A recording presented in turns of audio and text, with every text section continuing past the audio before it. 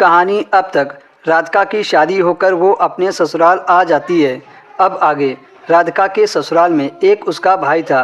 वो उससे बड़ा था, पर उसका भाई दूसरे घर में रहता था। वो राधिका को समझाकर दूसरे वाले घर में चला गया कि अब जैसा भी है वो तुम्हारा पति है। मेरे भाई के अंदर कुछ बच्चों वाली हरकतें हैं। रात हो गई थी। राधिका का पति किशोर दूसरे कमरे में बैठा था। जब राधिका उस कमरे में गई तो वह हैरान रह गई। शायद वह कमरा किशोर का ही था। यहाँ काफ़ी चीज़ें टूटी पड़ी थी और वहाँ कुछ खिलौने वगैरह पड़े थे। शायद उसका दिमाग बचकाना था। किशोर ने राधिका को देखा तो डर गया। राधिका को लगा कि वो कोई बात करेगा, पर किशोर कुछ नहीं बोला और राधिका चुपचाप कमरे में आकर सो गई। पहले तो राधिका का दिल किया कि दरवाजे को अंदर से कुंडी लगा दे, लेकिन फिर उसने ऐसा नहीं किया। आज राधिका को बहुत सुकून की नींद आई थी। जब राधिका की सुबह आँख खुली तो उसने देखा कि किशोर उसके सामने बैठा था। किशोर को देखकर अचानक से राधिका डर गई। फिर जब राधिका ने टेबल की तरफ देखा तो उसकी आंखें खुली की खुली रह गई। टेबल पर नाश्ता पड़ा था। नाश्ता तो बाजार का लग रहा था। राधिका को लगा कि किशोर का भाई आया होगा और वही नाश्ता लेकर आया है, लेकिन घर में तो कोई भी नहीं था।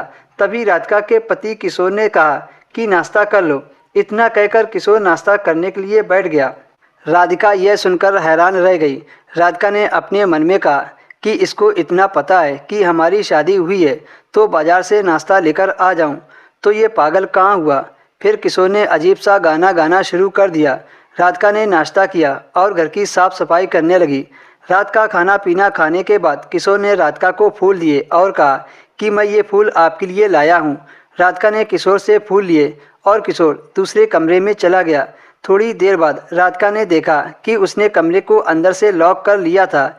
इस घर में राधिका के दिन अच्छे से गुजर रहे थे। जैसा राधिका ने सोचा था वैसा कुछ नहीं हो रहा था, बल्कि सब अच्छा ही हो रहा था। राधिका का पति किशोर रोज कोई ना कोई चीज़ लेकर आता था। पता नहीं उसके पास पैसे कहाँ से आते थे। राधिका का पति राधिका से ज़्यादा बात नहीं करता था। वह राधिका का बहुत ख्याल रखता था। एक दिन राधिका काम कर रही थी, तभी अचानक से उसके पैर में चोट लग गई। किशोर तुरंत डॉक्टर के पास ले गया और राधिका की पट्टी कराई और फिर घर ले आया। देखने में तो लगता था कि वह राधिका से बहुत प्यार करता है, लेकिन रात होते ही वो दूसरे कमरे में सोने के लिए चला जाता था और अंदर से दरवाज़ा भी लॉक कर लेता था। राधिका बड़ी परेशान होती थी कि आखिर यह किस किस्म का आदमी है। मेरा हर तरह से ख्याल रखता है, पर रात होते ही अलग कमरे में सोने के लिए क्यों चला जाता है।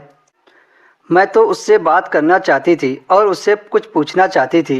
राधिका अपने पति से प्यार भरी बातें करके उसे ठीक करना चाहती थी, क्योंकि प्यार और मोहब्बत में बहुत बड़ी ताकत होती है।